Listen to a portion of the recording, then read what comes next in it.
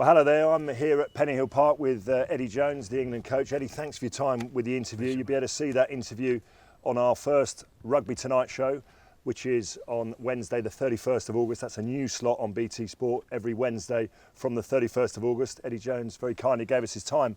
But now, live on Facebook, we're going to do something quite unusual and pick our combined 2003 England-Australia team. Do let us know what you would like to be the first name on the team sheet, other than Dallglio, of course, and also who your captain's pick would be. No second guesses who that might be. Eddie and I are going to sort of tussle and jostle through the team, maybe have a little selection dilemma on certain positions. I'm sure you could decide yourselves. But Eddie, based on the sort of form of these players in the immediate lead up to 2003, I mean, I don't want to say it's a job lot of white on this side because there's some incredible world-class players on that side. If we start with the forwards, the front row, I mean, given how the game went, all I remember is he's playing against the best scrummaging nation in the world, in France in the semi-final. We dismantled them up front, well, certainly these guys did, and then we went in against Australia with our pretty confident about how our scrum would go, and we gave away 6 penalties at scrum time. So does that cause a bit of debate as to the positions in the front row? It's knowing the referee, isn't it? I thought we scrummaged well under the referee, and you know, we had to scrum clever because you had so much more power than us. So we did a few things that worked in our favour, but you know, your front row was an excellent front row. So if I was to move the job lot type 5 across, would you put a case for any of the Australian front row moving into? Probably not, mate. Probably not. And if I was going to say a first man on the team sheet, He's a pretty useful player. he was pretty good, wasn't he? Yeah. I mean, right up there with the likes of John Eales, you know, and Ian Jones was probably one of the best players ever to play in that position. Sharpie was. It was very useful in terms of the line out as a technician. This would have been our Ben Kay was the kind of guy that we measured ourselves against in terms of. I mean, I remember we actually didn't win any of our own line out, and I don't think Australia won any of theirs. Now, were you watching our training, Eddie, and were we watching yours? No bugging, mate. No bugging those days. Well, I certainly don't remember winning any line outs, so I can't blame Steve Thompson for that. But I'm going to go with that type 5. I suppose.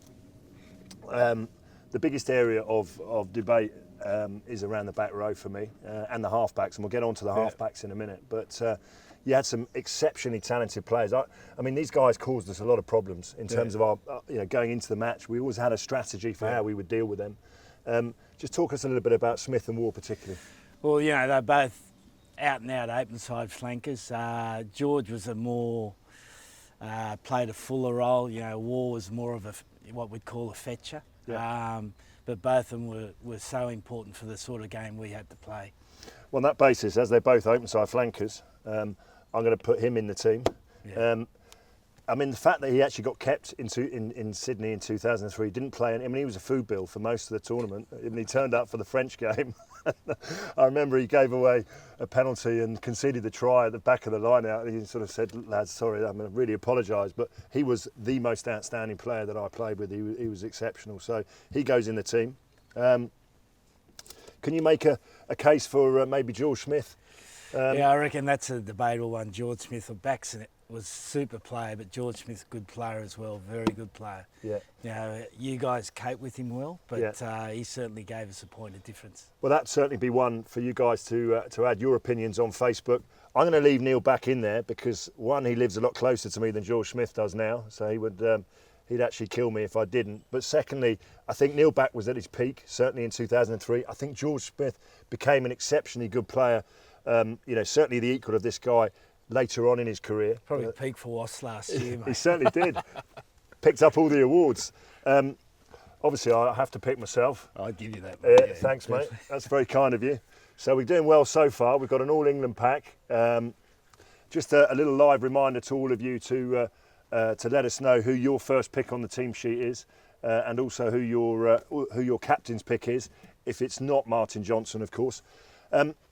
Halfbacks. Now, when I pick my all-time greatest 15, I always think about slippery Nick Jones and Michael Lynagh, and those two guys were just some of the greatest halfbacks. But in Gregan and Larkham, you just have true world class. Along with Dawson and Wilkinson, no doubt about that. But I'm really fascinated to see where you go with this one, because I'm going to let you pick these guys. Yeah, well, I think, Gregan, he played 140 tests, won everything there was to win, World Cup in '99, Super Rugby, and was a fantastic captain for us. Dawson, super player. He created that field goal opportunity for Johnny Wilkinson, and we practiced that defence.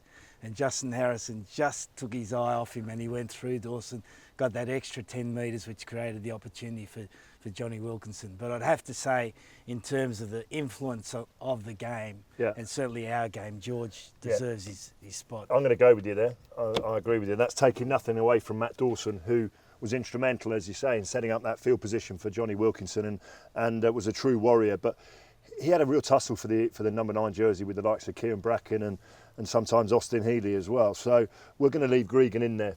Larkham's a really interesting one. He's now part of the Australian coaching setup. A very, very gifted player.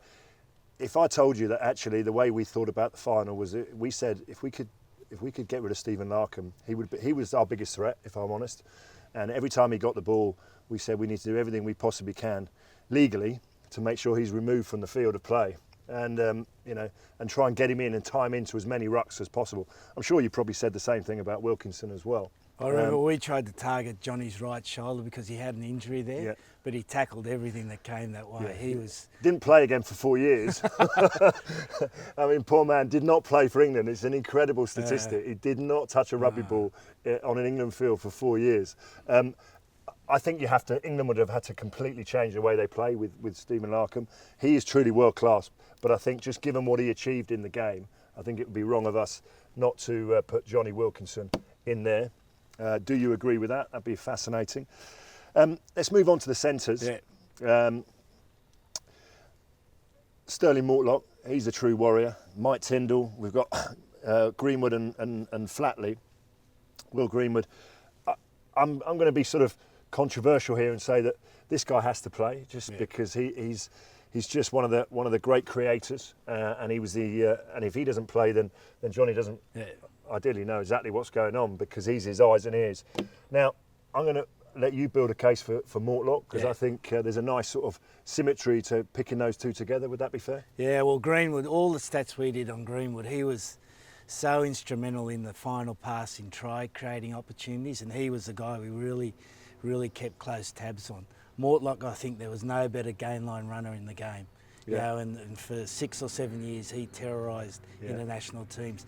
So I think having those two together, you'd never beat them. Yeah, it's tough on the likes of Tyndall, but actually Sterling Mortlock caused us a lot of problems, not just in the build-up to the game, but actually in the game itself. He nearly came good with a few breaks that set up the sort of position. So if we put those two together, left wing, this is going to be a really interesting debate. We've got Ben Cohen, whose strike rate for England was pretty exceptional. I don't know too much about this guy, Takiri, but you obviously saw enough in him to bring him into the Australian setup pretty early on, as quickly as you could. Yeah, big guy, good in the air, scored that first try in the air, very physical, gifted player. And he just brought a point of difference to our team, like having a 106k winger with pace brings a difference to your team. I remember Ben Cohen, getting a little bit upset because Johnny Wilkinson decided to throw the pass outside to Jason Robertson rather than inside to Ben Cohen, and he would have scored under the post. So for that reason, I think we're going to leave Takiri, who did score in the final, and we're going to leave him on the left wing.